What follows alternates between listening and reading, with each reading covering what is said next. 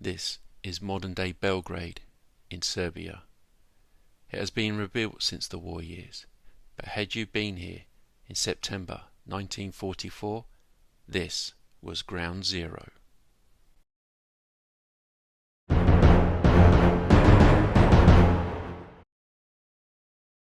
The Belgrade Offensive was a major Allied operation during the final stages of the Second World War in the Balkans. Fought between the 12th of September and the 24th of November 1944, the campaign led to the liberation of Belgrade, the capital of Yugoslavia, from German occupation. The offensive was conducted jointly by the Yugoslav Partisans, the Soviet Red Army and the Bulgarian Army against forces of Nazi Germany and their allies. The capture of Belgrade was strategically important because it disrupted German withdrawal routes from Greece and weakened German control across southeastern Europe. By September 1944, Germany's military position in the Balkans was deteriorating rapidly. Romania and Bulgaria had changed sides and joined the Allies, exposing the German southern flank. The German High Command needed to withdraw Army Group E, containing approximately 300,000 to 350,000 troops, from Greece through Yugoslavia into Hungary. Holding Belgrade was therefore essential because the city controlled key road and railway networks along the Danube and Morava valleys. The main attacking force was the Soviet Third Ukrainian Front, commanded by Marshal Fyodor Tobulkin, which committed around 250,000 to 300,000 troops to operations in Serbia. These forces included the 57th Army, the 4th Guards Mechanized Corps, artillery, engineers and strong air support. Fighting alongside them were approximately 70,000 to 80,000 Yugoslav Partisans under Josip Broz Tito, whose years of guerrilla warfare gave them excellent knowledge of the local terrain.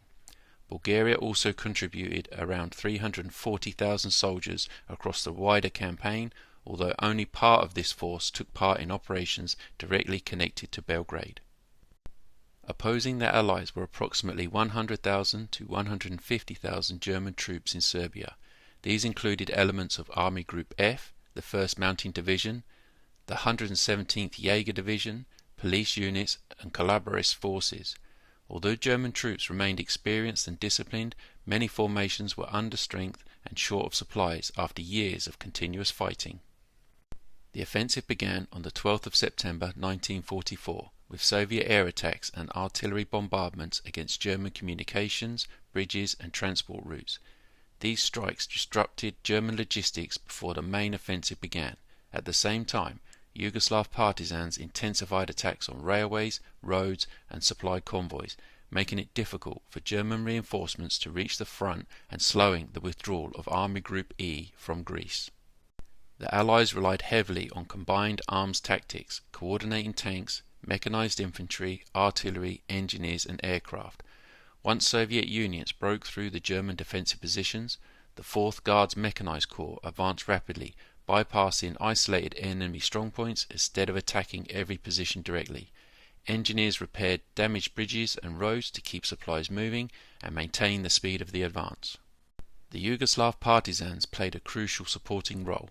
They used guerrilla tactics to ambush German patrols, destroy communications lines, gather intelligence and secure villages before the arrival of Soviet forces.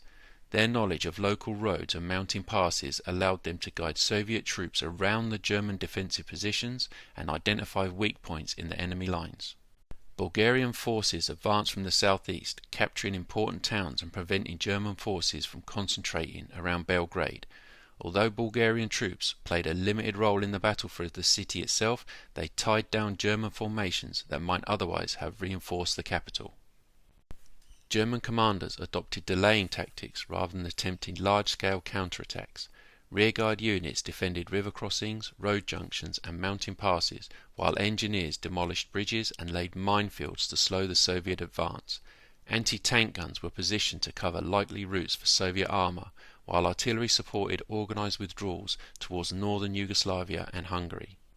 By the 14th of October 1944, Soviet and Yugoslav forces had reached Belgrade and began the assault on the city.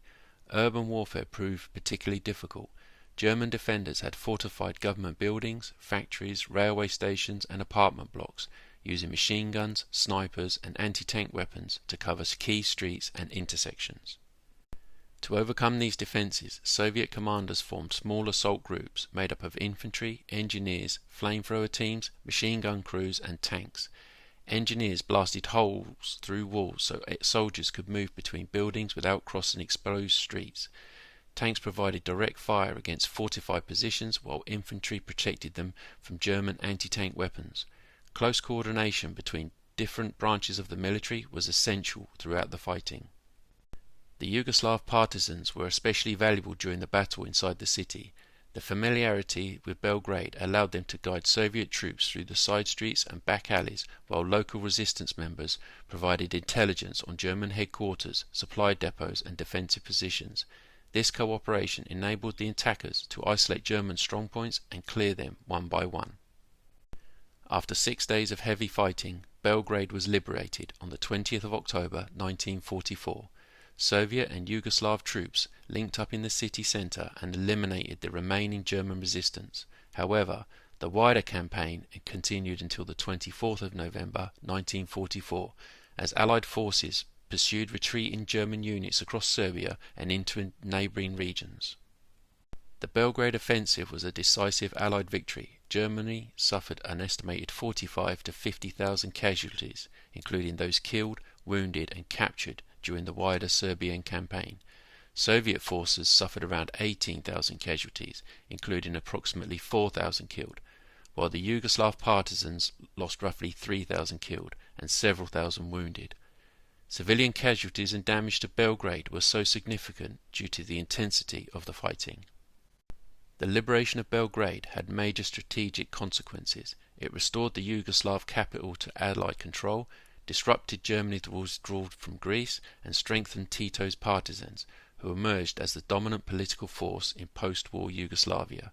The campaign also demonstrated the effectiveness of combining mechanized warfare, guerrilla operations, and coordinated urban assaults.